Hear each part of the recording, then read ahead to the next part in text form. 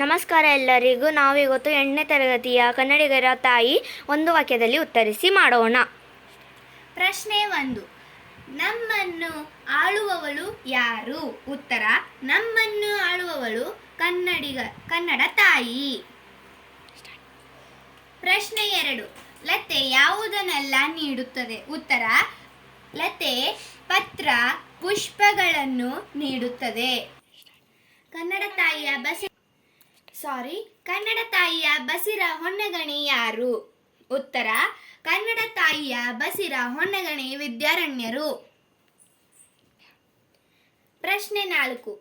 ಕನ್ನಡ ತಾಯಿಯ ಹಾಡನ್ನು ಯಾವರದಿಂದ ಉಕ್ಕಿಸಬೇಕು? ಉತ್ತರ: ಹೊಸ ಕಿನ್ನರಿಯಿಂದ ಕನ್ನಡ ತಾಯಿ ಹಾಡನ್ನು ಉಕ್ಕಿಸಬೇಕು. ಪ್ರಶ್ನೆ 5. ಕನ್ನಡಿಗರ ಪಾಡು ಏನು?